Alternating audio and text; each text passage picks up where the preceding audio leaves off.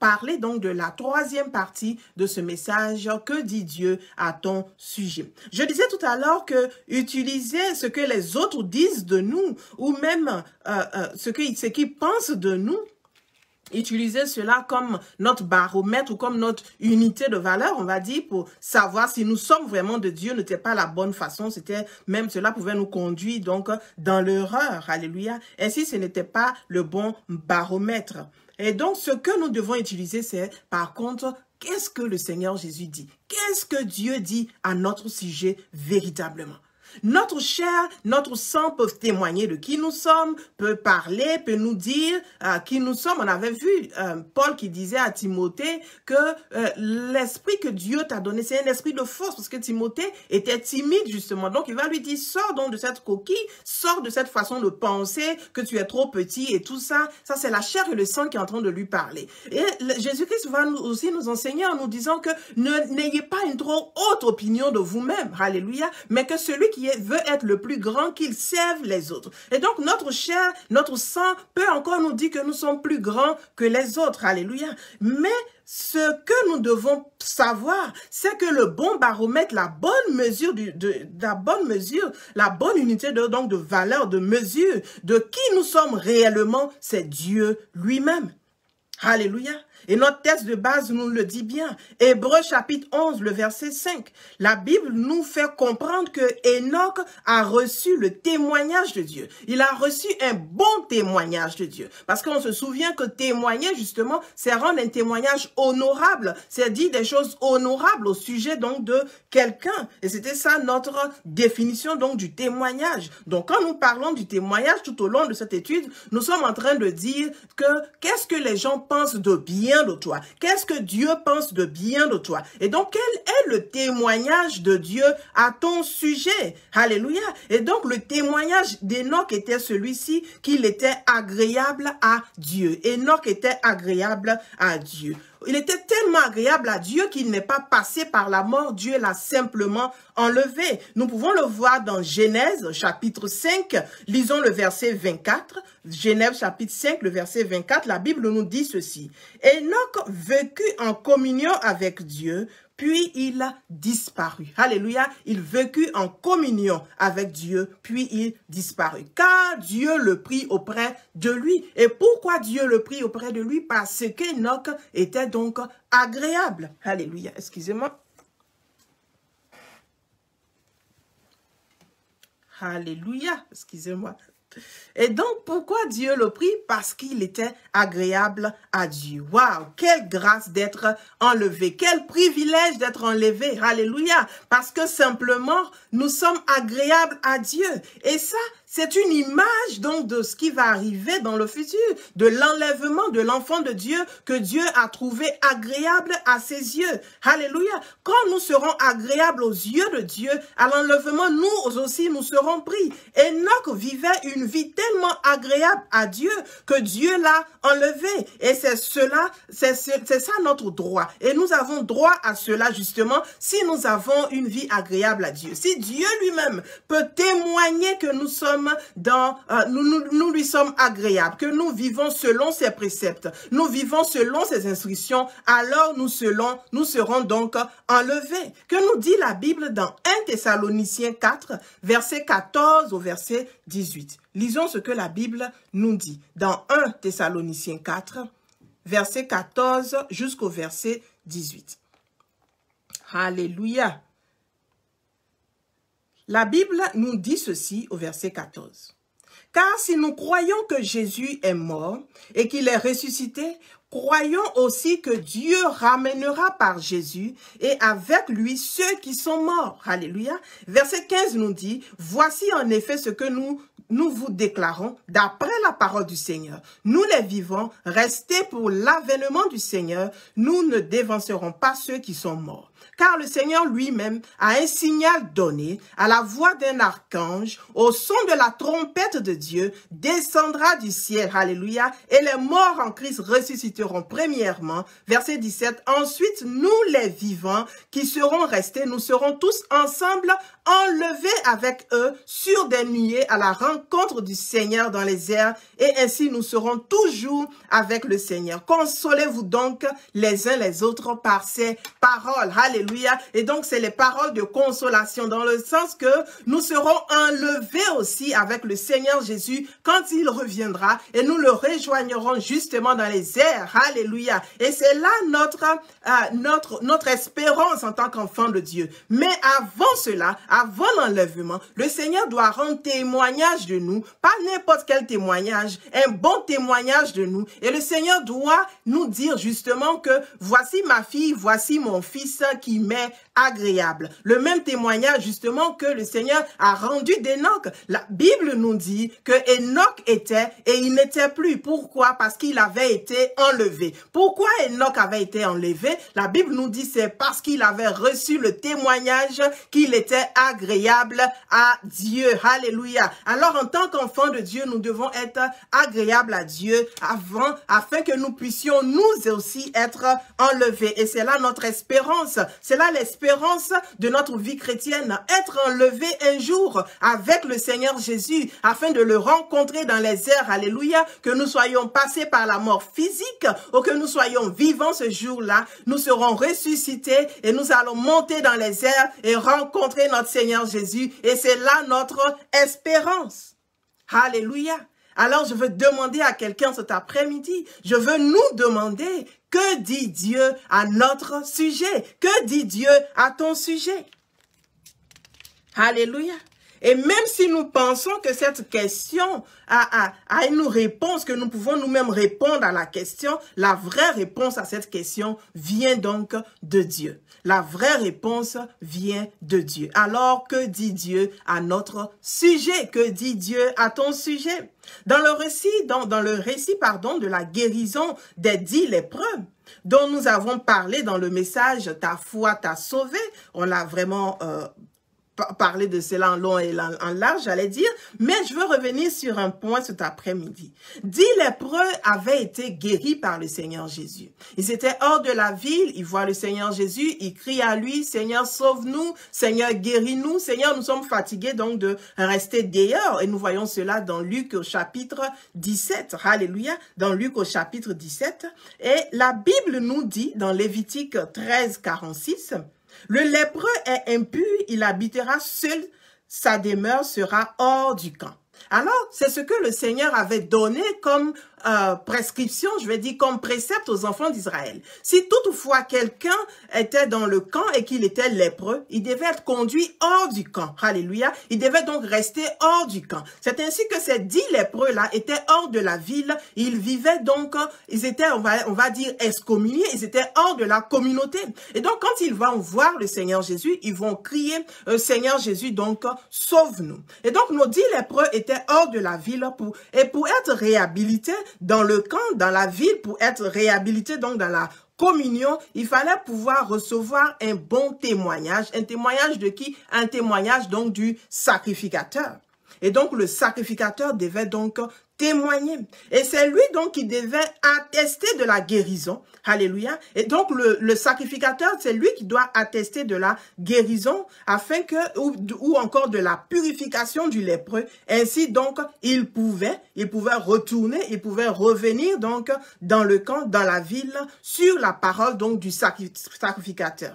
Et donc, on connaît bien l'histoire. Jésus-Christ dit aux 10 lépreux d'aller se présenter donc devant le sacrificateur, comme il était de coutume, comme la coutume demandait. Et donc, c'est sur le chemin que l'un d'entre eux va se rendre compte que, mais attention, nous sommes déjà guéris. Alléluia. Il va se rendre compte de sa guérison. L'un des 10 lépreux réalisant donc qu'il était guéri, va revenir voir plutôt le Seigneur Jésus au lieu d'aller voir le sacrificateur humain. Alléluia. C'est le sacrificateur humain, Alléluia, qui devait attester de la guérison physique, de la guérison naturelle. Mais ce seul Samaritain, ce seul lépreux-là, va se rendre compte que, mais c'est vrai que je suis physiquement guéri, c'est vrai que physiquement on voit que la lèpre est partie, mais j'ai besoin d'un autre témoignage. J'ai besoin du témoignage du roi de gloire, du souverain sacrificateur, Jésus-Christ de Nazareth. Alors il va revenir sur ses pas et se jeter aux pieds du Seigneur Jésus. C'est alors comme pour dire, Seigneur, prends ma vie, Seigneur, sauve mon âme. C'est vrai que tu m'as guéri physiquement, mais j'ai besoin d'être sauvé spirituellement. J'ai besoin que mon âme soit sauvée. Les 9 autres qui ont reçu aussi la guérison, mais la guérison physique, vont continuer leur chemin pour aller voir le sacrificateur physique. Alléluia. Mais ce seul lépreux, ce seul Samaritain, il va revenir vers Jésus-Christ. Alléluia. Pour dire, Seigneur Jésus, guéris-moi spirituellement, guéris mon âme. Et Jésus va le voir et va dire, ta foi t'a sauvé. Alléluia. Il va se jeter aux pieds du Seigneur Jésus-Christ, comme pour dire, me voici, atteste de ma guérison. Non seulement de ma guérison physique, mais atteste aussi de ma guérison spirituelle. Permets que je retourne dans le camp. Non seulement le camp physique, mais permets que je retourne dans la nouvelle Jérusalem. Je vais demander à quelqu'un ce soir, quel est le témoignage que Dieu rend de toi? Que dit Dieu à ton sujet? Alléluia. Est-ce que tu as été habilité, réhabilité même, j'allais dire? Est-ce que tu es prêt à revenir dans la nouvelle Jérusalem? Est-ce que tu es prêt à revenir dans le camp de Dieu? Est-ce que tu es prêt à revenir avec Dieu? Alléluia. Et donc Luc 17, le verset 19 nous dit ceci. Lève-toi, va, ta foi t'a sauvé. Alléluia. Il n'a pas été seulement guéri, mais cette fois-ci, il était sauvé. Alléluia. Il n'a pas été seulement guéri. 10 ont été guéris, mais un seul a été sauvé. Jésus étant le souverain sacrificateur, va non seulement témoigner de sa guérison physique, mais il va aussi se prononcer sur sa condition spirituelle et va témoigner de son salut. Alléluia. Je dis, que dit Dieu à ton sujet? Je te demande cet après-midi, es-tu sauvé? Alléluia. Est-ce que Dieu peut attester de ta guérison physique, mais peut-il aussi attester de ta guérison spirituelle? Est-ce que la lèpre spirituelle t'a laissé? Alléluia. Est-ce que cette lettre-là t'a quitté? Et si tu m'écoutes, et si tu n'es pas sûr de ton salut, si tu doutes encore du témoignage de Dieu à ton sujet, je vais t'inviter à faire cette prière avec moi. Ce n'est pas par hasard que tu es en train de m'écouter en ce moment. Alléluia. Ce n'est pas par hasard que tu es en train de m'écouter à cette heure. Tu aurais pu faire 1000 autres choses. Alléluia. Mais le Seigneur lui-même t'a conduit à ce que tu m'écoutes ce soir, que tu m'écoutes à cette heure. Ce n'est pas en vain. Alléluia. Le moment où Dieu te guérit, non seulement de la maladie physique, mais aussi de la maladie spirituelle est arrivé. Afin que tu ne sois plus excommunié, afin que tu ne sois plus hors du camp, afin que tu ne sois plus hors de la ville, de la nouvelle Jérusalem. Alléluia. De la famille des enfants de Dieu. Afin que tu ne sois plus hors de ce que le Seigneur appelle ses enfants. La Bible nous dit dans Romains 8 au verset 16. L'Esprit lui-même rend témoignage à notre esprit que nous sommes enfants de Dieu. Et donc l'Esprit de Dieu va témoigner à notre esprit, à nous, pour nous dire, oui, tu es un enfant de Dieu. Et donc si l'Esprit de Dieu lui-même rend témoignage que nous sommes sauvés, ainsi notre cœur ne nous condamnera pas. Notre cœur ne peut pas nous condamner si l'Esprit du Dieu vivant a déjà rendu témoignage que nous sommes enfants de Dieu. Mais si nous sommes cet après-midi, ce soir, ça dépend de l'heure à laquelle nous regardons cette vidéo. Si nous sommes en train de douter donc de notre conversion, si nous sommes en train de douter de notre appartenance à la grande famille de Dieu, c'est que notre cœur nous condamne. 1 Jean 3, 20 nous dit ceci. Car si notre cœur nous condamne, Dieu est plus grand que notre cœur et il connaît toutes choses. Alléluia. Et donc si ton cœur est en train de te condamner ce soir, Dieu est encore plus grand. Donc tu peux savoir le témoignage même que Dieu a de toi. Alors la question demeure, que dit Dieu à ton sujet? Alors, je vais t'inviter à faire cette prière avec moi si tu n'es pas encore convaincu de ton salut. La Bible nous dit dans notre texte de base que Enoch a reçu le témoignage qu'il était agréable à Dieu. C'est Dieu qui doit rendre témoignage que nous lui sommes agréables. Ce n'est ni la chair, ce n'est ni le sang, ce n'est pas les autres, parce que nous sommes gentils, parce que nous sommes ceci, parce que nous sommes cela, mais c'est Dieu lui-même qui doit rendre témoignage que nous lui sommes agréables. C'est Dieu lui-même qui doit rendre témoignage que nous lui appartenons. Alléluia. Alors que dit Dieu à ton sujet? Je t'invite à faire cette prière avec moi. Si tu doutes encore de ta position, cet après-midi, es-tu dans le camp ou hors du camp? Prions ensemble. Seigneur Jésus, je te demande pardon. Pardon d'avoir vécu ma vie loin de toi. Jusqu'ici, Seigneur. En ce jour, je t'ouvre mon cœur. Viens dans ma vie et sois mon maître. Sois le maître de ma vie. Je reconnais que tu es le Fils du Dieu vivant. Je reconnais que tu es le Messie. Je reconnais que tu es le Sauveur. Je reconnais que tu es le Christ. Je te donne ma vie. Apprends-moi à t'être agréable. Merci Seigneur, au nom de Jésus-Christ de Nazareth. Amen. Alléluia. Si tu as fait cette prière avec moi, je veux te dire qu'il y a de la joie dans le ciel pour ta vie en ce moment. Alléluia. Je veux prier à mon tour que la gloire de Dieu soit dans ta vie. Je veux prier à mon tour que la paix de Dieu soit dans ta vie. Je veux prier à mon tour que Dieu lui-même te dirige, que la lumière de Dieu ne te quitte pas.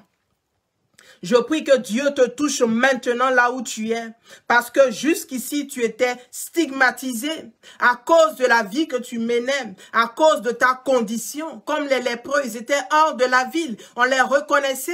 Quand on les voit par leurs conditions, on dit voici les lépreux, ils sont censés être dehors. Je veux prier que jusqu'ici, si tu as été stigmatisé à cause de la condition que tu traverses, à cause de la vie que tu mènes, je veux prier que Dieu lui-même te tire d'affaire maintenant au nom de Jésus-Christ. Quelle que soit la forme de lèpre que tu as, qui fait que tu as été mis à part, qui fait que tu as été séparé de la communauté, que Dieu te visite au nom de Jésus-Christ de Nazareth. À cause de ce célibat que tu vis, ce célibat qui a duré et duré, tu te dis toi-même que tu as dépassé l'âge du mariage. À cause de cela, tu as été stigmatisé, que tu es maintenant une vieille fille. Alléluia. Je prie dans le nom puissant de Jésus de Nazareth, que Dieu lui-même te ramène, qu'il te réhabilite maintenant dans la cour des mariés, dans la communauté des mariés, dans le nom de Jésus de Nazareth. Si tu traverses un chômage chronique, un chômage qui ne te laisse pas, qui depuis des années te poursuit, à cause de cela, tu as été maintenant stigmatisé.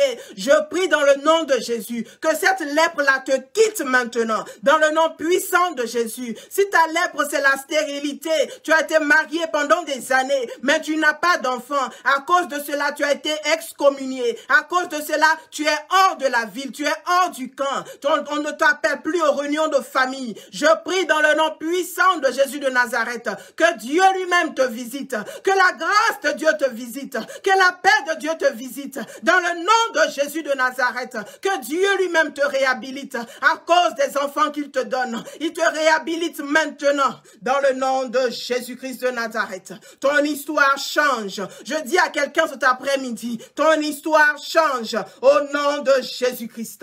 Ta foi t'a sauvé. Alléluia. Ta foi t'a sauvé. Alléluia.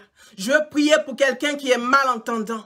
Tu n'entends pas, alléluia. Je prie maintenant que Dieu lui-même te garde. Je prie maintenant que Dieu lui-même te libère de la maladie. Dans le nom puissant de Jésus de Nazareth. Je prie que tes oreilles s'ouvrent maintenant. Dans le nom de Jésus. Je veux prier pour quelqu'un qui est aveugle. À cause de cela, quand on sort, on ne t'appelle pas. Alléluia. Parce qu'on dit non, laissez-le, c'est juste un aveugle. On te met dehors. Alléluia. On t'a stigmatisé. Alléluia. On ne fait aucun cas de toi. Je prie que le Seigneur Jésus te visite là où tu es maintenant et te guérisse de cette cécité. Dans le nom de Jésus de Nazareth, je priais pour quelqu'un qui est paralysé, alité, depuis des mois, depuis des années. Je prie que la force de Dieu vienne à toi maintenant. Comme Pierre pouvait dire à cet homme paralysé, je n'ai ni or ni argent, mais ce que j'ai, je te le donne. Je veux dire à un paralysé cet après-midi, lève-toi et marche. Lève-toi et marche par la puissance du Saint-Esprit. Lève-toi et marche.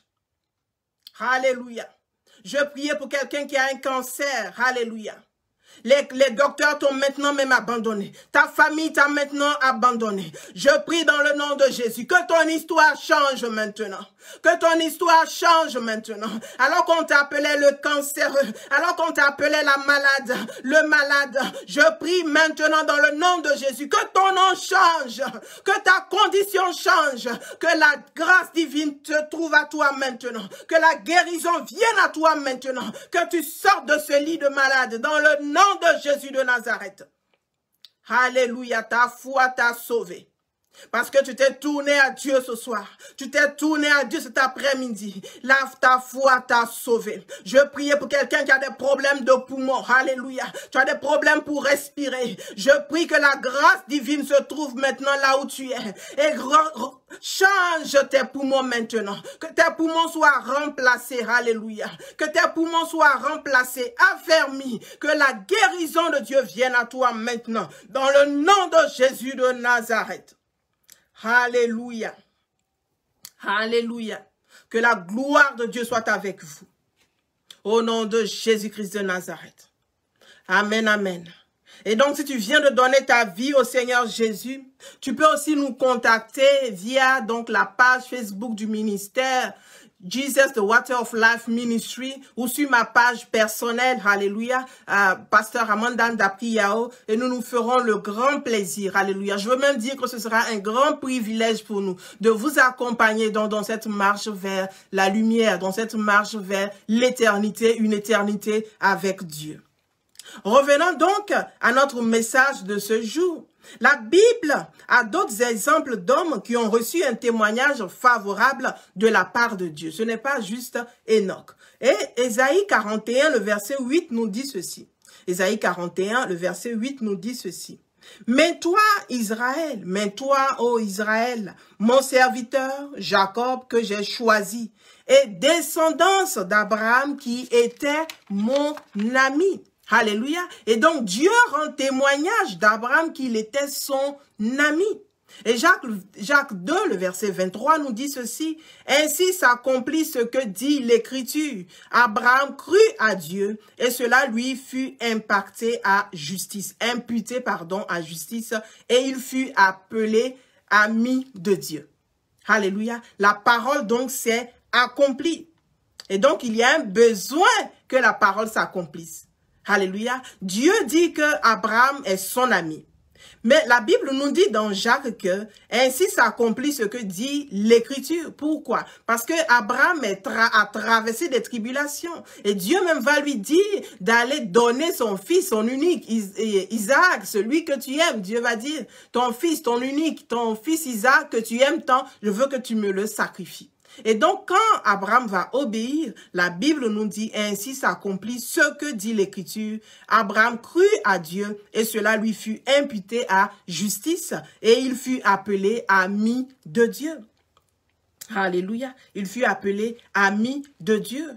On a aussi l'exemple aussi de David, alléluia. On ne peut donc parler d'hommes dont le Seigneur a témoigné sans parler de David. David, l'homme selon le cœur de Dieu. On le voit donc dans Actes chapitre 13, le verset 22. Actes chapitre 13, le verset 22. La Bible nous dit que David était l'homme donc selon le cœur de Dieu. Lisons maintenant Job. Alléluia. Lisons Job chapitre 2, le verset 3, que nous dit la Bible. Alléluia. Job, chapitre 2, le verset 3 nous dit ceci. Et l'Éternel dit à Satan, « As-tu remarqué mon serviteur Job? Il n'y a personne comme lui sur la terre. C'est un homme intègre et droit, craignant Dieu et se détournant du mal. Il demeure ferme dans son intégrité et tu m'excites à le perdre sans motif. Alléluia. Et tu m'excites à le perdre sans motif. Et donc, notre Dieu rend témoignage de Job en disant à Satan, « As-tu remarqué mon serviteur Job ?» Voici un autre homme qui reçoit le témoignage de Dieu. Dieu est en train de dire, « Est-ce que Satan, est-ce que tu as vu mon serviteur Job? C'est un homme intègre, c'est un homme droit, c'est un homme qui me craint. » Alléluia, il se détourne du mal et il demeure ferme dans son intégrité. Ça, c'est le témoignage que Dieu a de Job. Que Job, c'est quelqu'un qui demeure ferme dans son intégrité. Il dit, quel que soit ce qui arrive à Job, Job est un homme intègre. Et toi, Satan, tu veux que je le frappe? Tu veux que je le frappe sans motif? Alléluia. Il est en train de dire, qu'est-ce que Job a fait? Job a rien fait. Job, c'est un homme bien, un homme droit. Alléluia. Et Dieu lui-même, et j'aime cette partie, Dieu lui-même dit que Job, c'est quelqu'un qui est toujours ferme. Il demeure ferme dans son intégrité. Alléluia. Que peut dire notre Dieu à notre sujet? En ce jour, alléluia, qu'est-ce que Dieu peut dire à ton sujet? Que tu es une servante de Dieu patiente, que tu es un serviteur de Dieu intègre, qui vit dans l'intégrité, qui vit, quelles que soient les situations, tu suis ce que la Bible te dit, tu fais la parole de Dieu, tu es quelqu'un de bien, tu es un enfant de Dieu sur qui Dieu lui-même peut compter. Que dit Dieu à ton sujet? Alléluia. Souvent, nous traversons des situations inopinées, des situations auxquelles on ne s'attend pas forcément, parce que Dieu a rendu témoignage de nous. Vous pouvez comprendre mon sourire. Alléluia. Dieu dit que Job, c'est quelqu'un qui reste ferme, quelles que soient les situations. Il ne change pas. Il est dans son intégrité. Mais quand on a lu le témoignage au sujet d'Abraham, la Bible nous dit dans Jacques 2, que ainsi s'accomplit ce que dit l'Écriture. Abraham crut à Dieu et cela lui fut imputé à justice et il fut appelé l'ami de Dieu. Alléluia.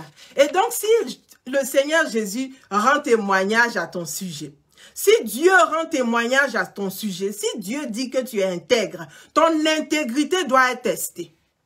Alléluia. Si Dieu dit que malgré les situations, tu es toujours ferme, tu es toujours dans sa parole, tu es toujours intègre, tu éloignes de toi le mal, alors ton intégrité, ta façon d'être, ta fermeté doit être tester afin que ça accomplisse la parole de Dieu, afin que ça accomplisse la parole de Dieu dans ta vie. Qu'est-ce que je suis en train de dire? Je suis en train de te dire que les challenges que tu vis en ce moment, les situations difficiles que tu traverses en ce moment, n'est-ce pas Dieu qui est en train de parfaire ton témoignage? N'est-ce pas Dieu qui a témoigné de toi, de ta fermeté, de ton intégrité, de ta sainteté, et donc il a besoin de l'attester. Il a besoin donc de témoigner de cela. La parole a besoin de s'accomplir. La parole de Dieu sur ta vie, que tu es un enfant intègre, que tu es une servante de Dieu intègre, cette parole doit s'accomplir. Elle s'accomplit comment? Par le test. Alléluia. Abraham donc a eu son test et la Bible nous dit, alors l'écriture s'accomplit. L'écriture a besoin d'être accomplie dans nos vies. Que dit Dieu à notre sujet? Si nous répondons à cette question en disant que Dieu pense que je suis patiente, Dieu pense que je suis intègre, alors on doit s'attendre au test de la patience, on doit s'attendre au test de l'intégrité, on doit s'attendre au test de la sainteté. Si nous pensons que nous sommes saints, si nous pensons que Dieu témoigne de notre sainteté, alors on doit s'attendre au test de la sainteté. Alléluia. On doit s'attendre à cela. Si Dieu témoigne de toi comme il a témoigné de Job, il a dit de Job que c'est un homme qui se détourne du mal. C'est un homme qui ne fait aucun mal. C'est un homme qui, quelle que soit la situation, reste intègre. Alors, devant Dieu, devant les hommes, devant Satan, cela doit être testé. Dieu dit de Job que c'est un homme qui, alléluia, qui n'abandonne jamais, qui n'abandonnera jamais sa main, qui n'abandonnera jamais son intégrité. Et donc, sous aucun prétexte. Et donc, comme Dieu ne parle pas dans le vide, alléluia, Dieu ne parle pas dans le vide, il va permettre donc à Satan de venir éprouver Job. Et donc, nous regardons à nous-mêmes, à ce que nous traversons, et nous pouvons comprendre quel est le témoignage que Dieu lui-même a de nous. Je veux te dire que Dieu a déjà rendu témoignage de ton intégrité. Ne baisse pas les bras parce que tu traverses une situation difficile. Ne baisse pas les bras. Dieu a déjà rendu témoignage de ta sainteté. Dieu a déjà rendu témoignage de ta fermeté. Ne baisse pas les bras, quelle que soit la situation. Quelle que soit la situation, reste accroché à Dieu. Alléluia. Alléluia.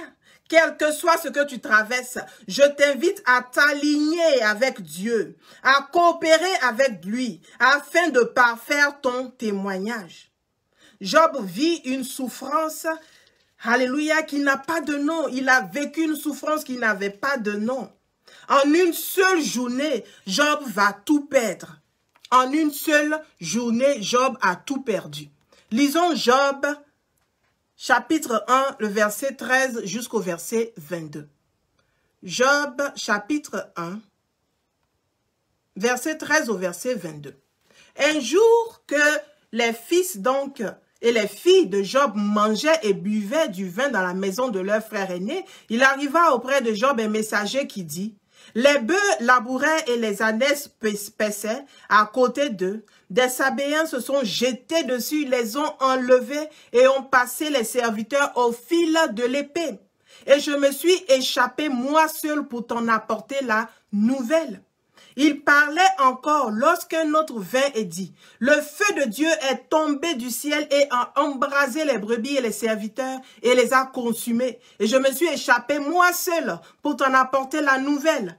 Il parlait encore lorsqu'un autre vint et dit: des Chaldéens formés en 3 bandes se sont jetés sur les chameaux, les ont enlevés et ont passé les serviteurs au fil de l'épée. Et je me suis échappé moi seul pour t'en apporter la nouvelle. Il parlait encore lorsqu'un autre vint et dit: tes fils et tes filles mangeaient et buvaient du vin dans la maison de leur frère aîné. Et voici un grand vent est venu de l'autre côté du désert et a frappé contre les 4 coins de la maison. Elle s'est écoulée sur les jeunes gens et ils sont morts. Et je me suis échappé moi seul pour t'en apporter la nouvelle.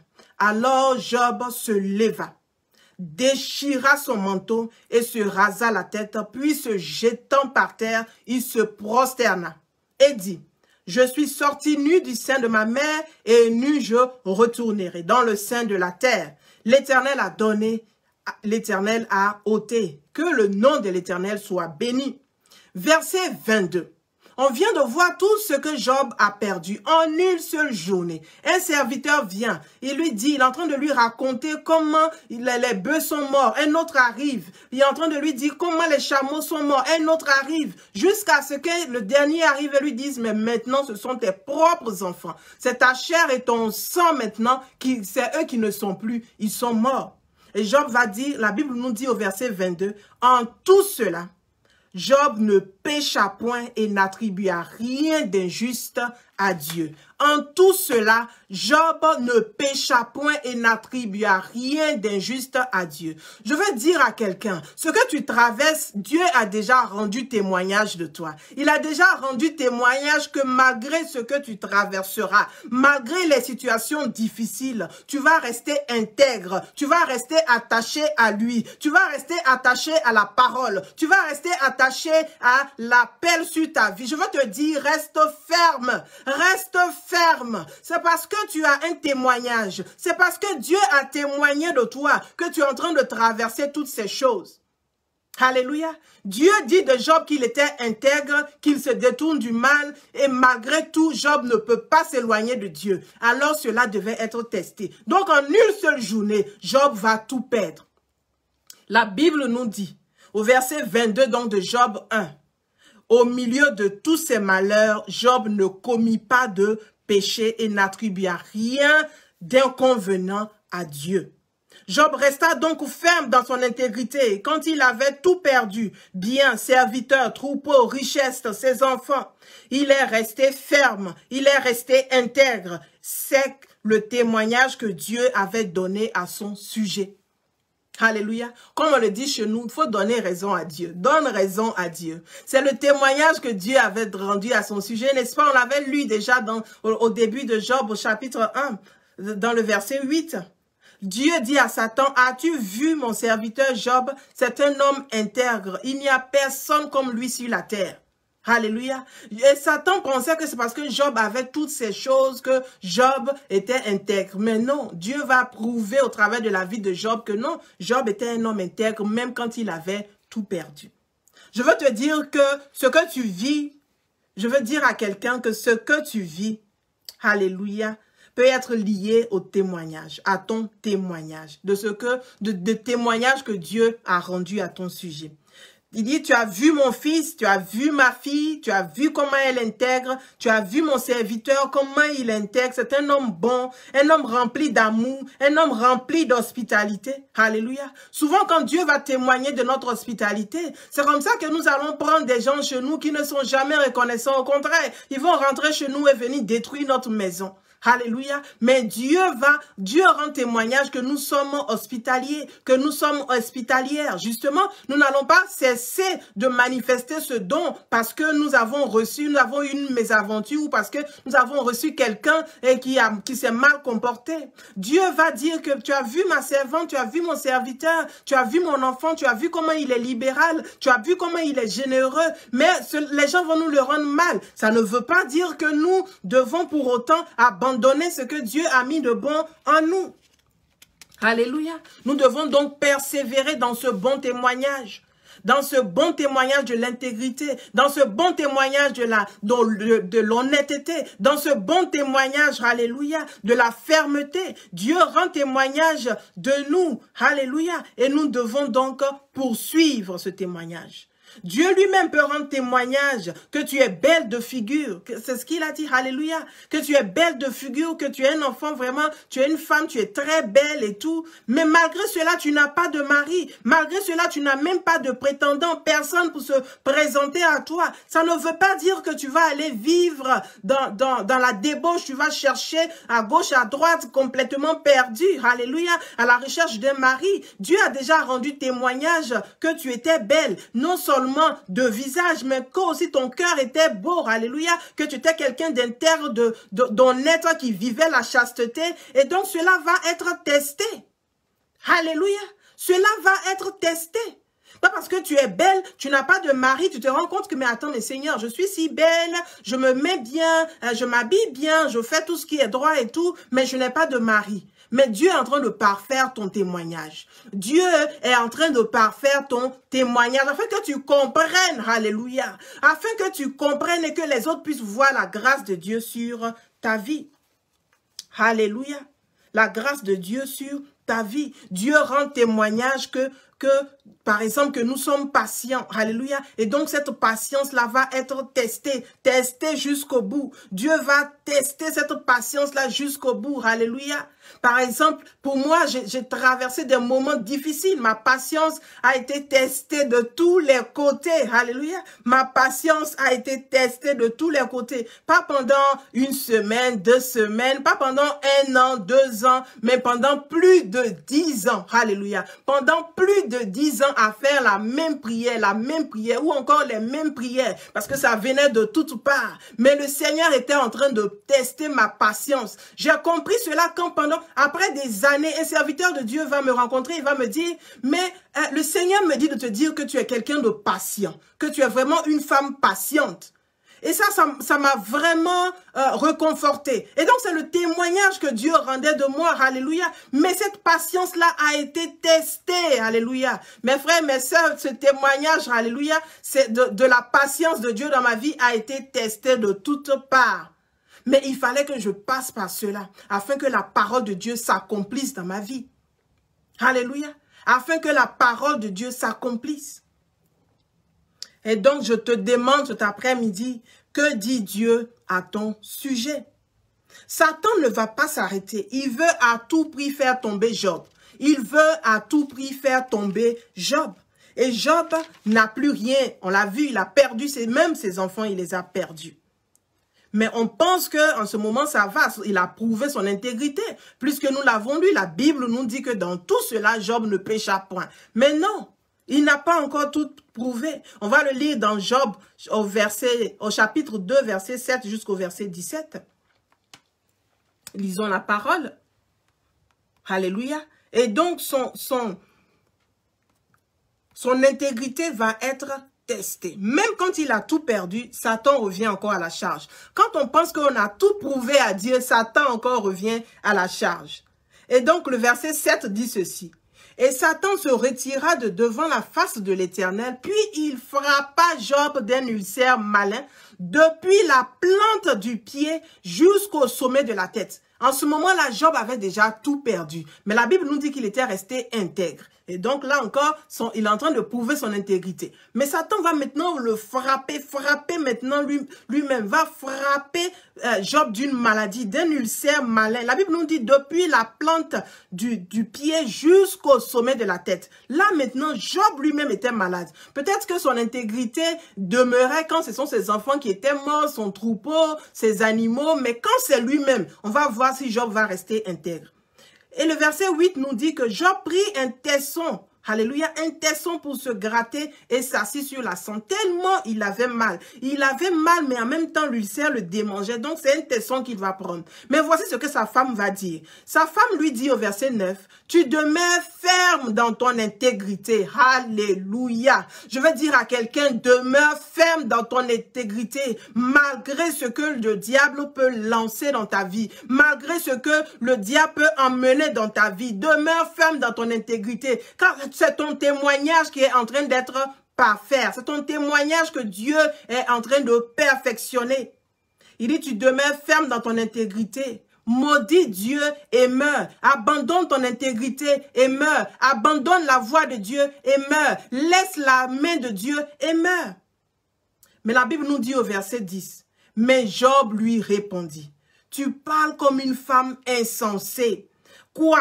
Nous recevons de Dieu le bien et nous ne recevions pas aussi le mal. En tout cela, Job ne pécha point par ses lèvres. » Alléluia. En tout cela, Job ne pécha point. Le témoignage que Dieu avait rendu de Job, que c'était un homme intègre, un homme faible, qui ne faisait aucun mal, ce témoignage-là était resté intact. La Bible nous dit qu'en tout cela, Job ne pécha point. Alors la parole s'est accomplie dans la vie de Job. Alléluia. Je prie que la parole de Dieu s'accomplisse dans ta vie. Parce que Dieu t'a appelé saint maintenant. Je prie que cette parole s'accomplisse dans ta vie. Je priais pour quelqu'un maintenant. Alléluia. Tu vis dans un péché. Mais c'est pas à cela que Dieu t'a appelé. Alléluia. Dieu t'a appelé à la sainteté. C'est le témoignage que Dieu rend de toi. Parce que pour nous qui sommes enfants de Dieu, nous sommes maintenant appelés à la sainteté. Nous sommes participants maintenant de la sainteté, de la grâce divine, de la sainteté de Dieu. Et donc le péché n'a plus rien à faire dans notre vie. Je veux prier pour quelqu'un maintenant, que le péché te lâche maintenant, que le péché lâche prise dans ta vie, dans le nom puissant de Jésus de Nazareth, afin que la parole de Dieu s'accomplisse dans ta vie. La parole de Dieu qui dit que nous sommes désormais saints. Nous sommes maintenant un royaume de saints. Alléluia. Nous sommes maintenant un royaume de saints. Ayant donné notre vie au Seigneur Jésus, que cette parole-là s'accomplisse dans ta vie. Que cette parole-là soit ton partage. Au nom de Jésus-Christ de Nazareth. Alléluia. Le témoignage de Job est resté intact. Alléluia. Job est resté intègre. Jacques 2, verset 20 nous dit ceci. Veux-tu savoir, ô homme vain, que la foi sans les œuvres est inutile? La foi sans les œuvres est inutile. Abraham, notre père, fut-il pas justifié par les œuvres lorsqu'il son fils Isaac sur l'autel? Lorsqu'il offrit son fils Isaac sur l'autel, c'est là que Abraham a été justifié. Tu vois que la foi agissait avec ses œuvres et que par les œuvres, la foi fut rendue parfaite. Ainsi s'accomplit ce que dit l'Écriture. Abraham crut à Dieu et cela lui fut imputé à justice et il fut appelé ami de Dieu. Alléluia. Et donc notre foi doit avoir les œuvres. Job a été appelé intègre. Son intégrité devait être testé. Je te demande cet après-midi, qu'est-ce que tu traverses? Quelle est cette situation que tu traverses? Sûrement que Dieu est en train de parfaire ton témoignage. Sûrement que Dieu est en train de dire que voici ma fille, quelles que soient les situations qu'elle traverse, quelle que soit la vie la vie peut lui lancer comme problème, elle reste intègre. Voici mon fils, quel que soit ce qu'il traverse, il reste intègre. Alléluia. Il reste intègre. Pour que la parole, le témoignage que Dieu a rendu à ton sujet, à mon sujet, s'accomplisse, il faut rester ferme donc dans la foi. Je veux dire à quelqu'un, espère en Dieu, espère encore. Il sait ce qu'il est en train de faire. Dieu sait ce qu'il est en train de faire. Espère encore en lui. Et donc Job ne comprend pas trop ce qui se passe, il est pourtant intègre, il est toujours resté dans le chemin de la sainteté. La Bible nous dit que Job n'a pas péché. Et voilà ce que Job va dire. Lisons une partie, un extrait de ce que Job disait, de ces différentes plaintes. Nous allons lire le chapitre 29, le verset 4 jusqu'au verset 18. Alléluia. Job, chapitre 29, versets 4 à 18. La Bible nous dit ceci, et c'est Job qui parle. Il dit, que ne suis-je comme au jour de ma vigueur où Dieu veillait en ami sur ma tente? Parce que là, Job n'a plus d'espoir. Il pense que Dieu l'a abandonné à cause de ce qu'il traverse. Je veux dire à quelqu'un que Dieu ne t'a pas abandonné. Ton histoire n'est pas finie à cause de ce que tu traverses. La situation dure, c'est vrai. La situation demeure, c'est vrai. Mais Dieu ne t'a pas oublié. Et Job se plaint. Il dit, j'aurais voulu retourner au moment où Dieu m'aimait encore, où j'avais une relation avec Dieu, où la vie était en rose. Le verset 5, il dit, quand le Tout-Puissant était encore avec moi et que mes enfants m'entouraient. Parce que Job pense que le Tout-Puissant n'est plus avec lui parce que ses enfants ne sont plus là. Est-ce que c'est parce que on a perdu des choses que Dieu n'est plus avec nous? La réponse, c'est non. Dieu est en train de parfaire notre témoignage. Le verset 6 nous dit ceci. Quand mes pieds se baignaient dans la crème, alléluia, au lieu des tessons, alléluia, on sait que l'ulcère de Job, c'était depuis la plante des pieds jusqu'au sommet de sa tête. Maintenant, ses pieds ne sont plus dans la crème, mais ses pieds, justement, ils démangent tellement qu'il est obligé d'utiliser un tesson pour gratter. Quand mes pieds se baignaient dans la crème et que le rocher répandait près de moi des ruisseaux d'huile. Si je sortais pour aller à la porte de la ville et si je me faisais préparer un siège dans la place, les jeunes gens se retiraient à mon approche.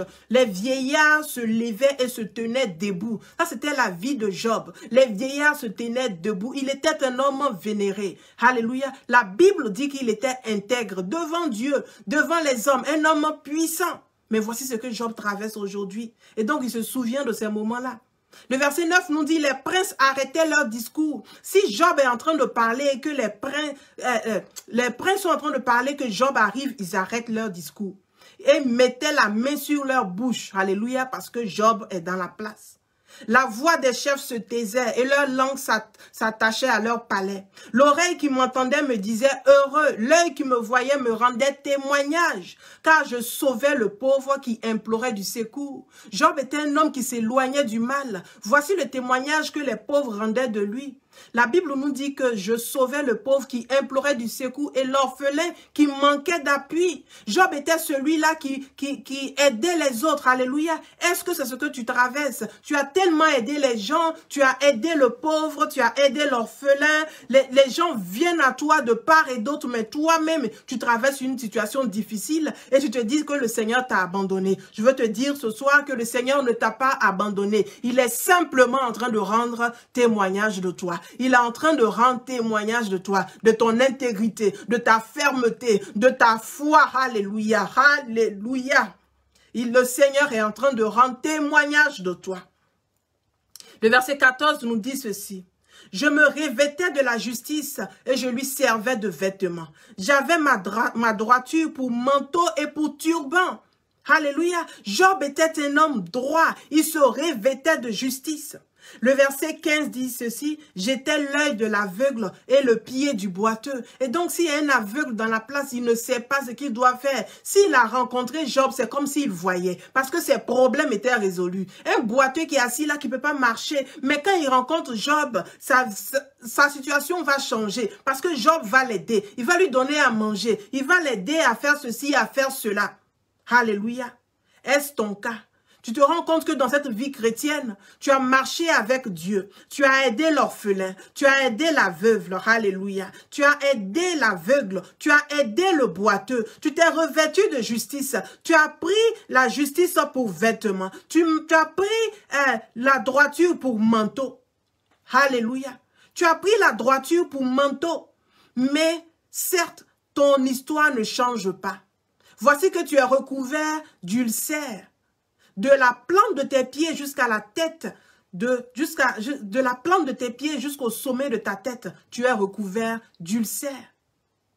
Je veux dire à quelqu'un que Dieu ne t'a pas abandonné. La Bible, je continue la lecture pour dire au verset 16, « J'étais le père des misérables, j'examinais la cause de l'inconnu. » Alléluia. Et c'est là le témoignage de Job. Il dit, il était le père des misérables. J'examinais la cause de l'inconnu. Alléluia. Parce que l'inconnu peut venir à nous. On se dit, mais parce que je ne le connais pas, je l'abandonne, je le laisse tomber, je m'en fous de ses problèmes. Mais ce n'était pas le cas de Job. Et c'est à cela que le Seigneur nous appelle en tant qu'enfants de Dieu. On se rappelle donc de la parabole donc du bon samaritain. Le bon samaritain s'est allé arrêter sur le chemin. Il s'est occupé de cet homme. Il est allé le mettre même dans un hôtel. Il a donné de l'argent. Et il a garanti même qu'il allait revenir pour s'occuper de lui alors qu'il ne le connaissait pas. Nous devons nous occuper de notre prochain. Alléluia. De notre prochain. Je brisais la mâchoire de l'injuste et j'arrachais de ses dents la proie. Alors je disais, je mourrai dans mon nid, mes jours seront abondants. Alléluia. Comme le sable. Mes jours seront abondants comme le sable. Et comme Job avait fait tellement de bien, Dieu lui-même avait rendu témoignage, les gens même rendaient témoignage, Job lui-même rend témoignage qu'il est un homme intègre, il est un homme bien. Et à cause de tout cela, Job pensait que sa vie allait être facile, sa vie allait être simple. Il s'est dit que moi, Job, le verset 18 nous dit, je me disais, il dit, je mourrai dans mon nid, je mourrai dans ma maison, je mourrai dans ma paix, je mourrai donc dans mon palais, et mes jours seront abondants comme le sable. Pourquoi? À cause de tout ce témoignage-là que je viens de lire. Mais l'histoire est différente. Alléluia. Mais l'histoire est différente.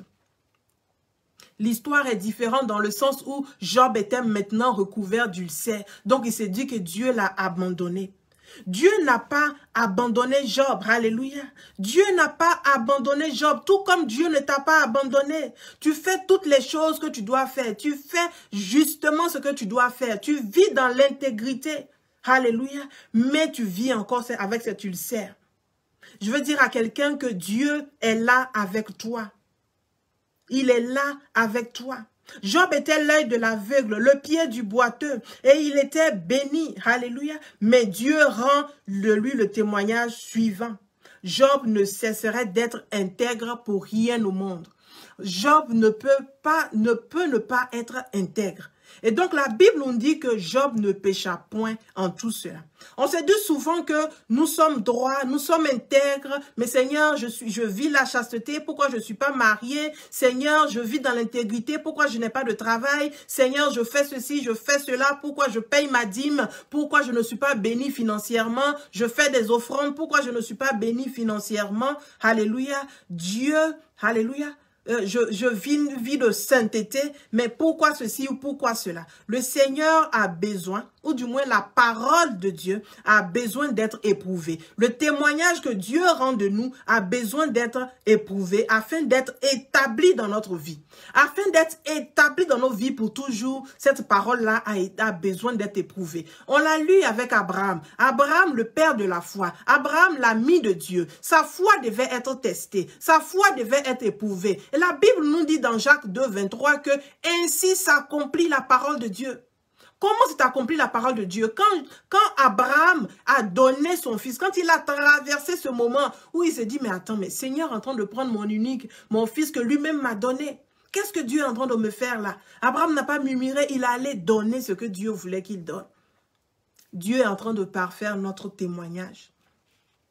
Dieu est en train de parfaire notre témoignage.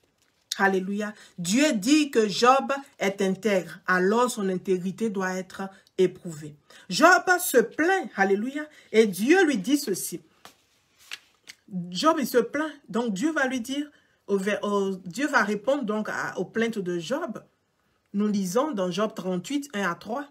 La Bible nous dit, « Alors du sein de la tempête, l'Éternel répondit à Job, « Qui donc obscurcit mes desseins par des discours sans connaissance? » Par des discours sans connaissance. Le verset 3 nous dit, « Mets ta ceinture comme un brave. Je vais te questionner et tu m'enseigneras. » Et donc là, c'est le Seigneur Dieu lui-même qui est en train de parler à Job. Job, puisque tu penses que tu sais tout, je vais m'asseoir et toi, Job, tu vas m'enseigner. C'est ce que nous dit le verset 3. Il dit, mets ta ceinture comme un brave homme. Mets ta ceinture, viens, je vais te questionner et toi, Job, tu vas m'enseigner. Alléluia. Comme Job est en train de dire qu'il est bien, il est intègre, il s'est occupé de l'aveugle, de l'orphelin, de la veuve, de tout cela, et que Dieu est en train d'être injuste à son égard, Dieu va lui dire, mais tu es en train d'obscurcir mes desseins. J'ai des bons plans pour toi. Je veux parfaire ton témoignage. Je cherche une raison pour te bénir de façon abondante. Je cherche une raison pour te bénir. Et toi, voici ce que tu dis. Il dit, Job, comme tu sais tout, viens t'asseoir, viens m'informer. Moi, Dieu, je vais m'asseoir et toi, tu vas m'enseigner. Moi, Dieu, je vais m'asseoir, je vais te poser des questions. Toi, Job, tu vas répondre. Et donc, Dieu, dans ce chapitre 38, chapitre 39, 40, dans la suite, Dieu va continuer donc son discours et va parler à Job, comme par exemple, est-ce que quand l'enfant se trouve dans le sein de sa mère, tu sais comment le tissu est formé pour que l'enfant se forme, l'Autriche qui s'occupe même pas de ses œufs. Est-ce que tu sais comment les œufs finissent par devenir, par s'éclore et qu'ils ne sont pas mangés? Et donc Dieu va lui donner différents exemples et à la fin, Job va se rendre compte d'une chose. Et nous sommes là à Job 42, versets 1 à 6. Job 42, versets 1 à 6. Parce que réellement, qui peut enseigner Dieu? Qui peut enseigner Dieu? Personne. Et donc, Job va se rendre à l'évidence. Et au chapitre 42, il va dire ceci à partir du verset 1. Job répondit à l'Éternel et dit, « Je reconnais que tu peux tout. » Alléluia. Je veux dire à quelqu'un cet après-midi, reconnais que Dieu peut tout. Et que rien ne s'oppose à tes pensées. Quel est celui qui a la folie d'obscurcir mes desseins? Oui, j'ai parlé sans les comprendre, de merveilles qui me dépassent et que je ne conçois pas. Parce que Job était dans la peine, dans la tristesse, dans la douleur. Donc, il a dit des choses que lui-même ne comprenait pas. Le verset 4 nous dit, « Écoute-moi et je parlerai. Je t'interrogerai et tu m'instruiras. Mon oreille avait entendu parler de toi. » Ça, c'est Job maintenant qui parle, verset 5. Parce que verset 3, verset 4, il est en train de reprendre ce que Dieu lui a dit. Mais verset 5, il dit à Dieu, « Mon oreille avait entendu parler de toi. » Mais maintenant, avec cette expérience, avec ce témoignage, maintenant mon œil t'a vu. C'est pourquoi je me condamne et je me répands sur la poussière, sur la cendre. Alléluia. Je veux dire à quelqu'un, on a entendu parler du Seigneur Jésus un jour et nous avons accepté de lui appartenir justement. Ou bien même le Seigneur Jésus un jour est venu à nous, il nous a sauvés d'une situation et nous nous sommes dit, comme le lépreux, nous sommes jetés à ses pieds et nous nous sommes donnés à lui. Mais après donc cette rencontre initiale avec le Seigneur Jésus, où nous menons notre vie chrétienne, où Job pouvait dire que mes pieds baignaient dans la crème. On a un moment où nos pieds baignent dans la crème, alléluia, où l'huile ruisselle à côté de nous. Mais il y a un autre moment où notre témoignage, le témoignage que Dieu rend de nous doit être parfait. Je veux dire que le témoignage que Dieu rend de nous doit être éprouvé, il doit être testé. Alléluia, il doit être testé. Nous avons commencé ce moment, nous avons donné notre vie au Seigneur Jésus, mais nous sommes à une autre saison, la saison où le témoignage que Dieu rend de nous doit être un témoignage parfait. Alléluia. Et donc, Job va dire, j'avais entendu parler de toi. Je vivais dans l'intégrité. Je m'éloignais du mal. Je faisais toutes ces choses parce que j'avais entendu parler de toi. Mais là, avec cette expérience que je vis, maintenant mes yeux t'ont vu. Maintenant, mes yeux t'ont vu. Et donc, voilà l'attitude que nous devons avoir quand Dieu est en train de parfaire notre témoignage. Quand nous nous rendons compte justement que, Seigneur, je te demande pardon. Pardon parce que je dis des choses folles. À cause de ce chômage chronique que je vis. À cause de ce célibat que je vis. À cause de cette stérilité. À cause de ce stigma qui est sur moi. À cause de la maladie, Seigneur. J'ai dit des choses il fallait pas que je dise. Alléluia. Je veux dire à quelqu'un que les 40 années dans le désert, les 40 ans dans le désert, c'est un temps pour que le Seigneur puisse parfaire notre témoignage. Je veux dire à quelqu'un, ne laisse pas la frustration prendre le dessus. Ne laisse pas la frustration de ce que tu traverses prendre le dessus. Habakkuk chapitre 3, lisons le verset 16 au verset 19. Habakkuk chapitre 3, alléluia, verset 16 au verset 19. La Bible nous dit ceci. J'ai entendu et mes entrailles sont émues. À cette voix, mes lèvres frémissent, mes os se consument et mes genoux chancellent. En silence, je dois attendre le jour de la détresse, le jour où l'oppresseur marchera contre le peuple. Car le figuier ne fleurira pas. La vigne ne produira rien, le fruit de l'olivier manquera, les champs ne donneront pas de nourriture, les brebis disparaîtront du pâturage et il n'y aura plus de bœufs dans les étables. Toutefois, je veux me réjouir en l'Éternel, je veux me réjouir dans le Dieu de mon salut. L'Éternel, le Seigneur est ma force, il rend mes pieds semblables à ceux des biches, il me fait marcher sur mes lieux élevés au chef des chantres. Alléluia. Alléluia. Et donc, voici notre témoignage. Voici l'attitude que nous devons avoir.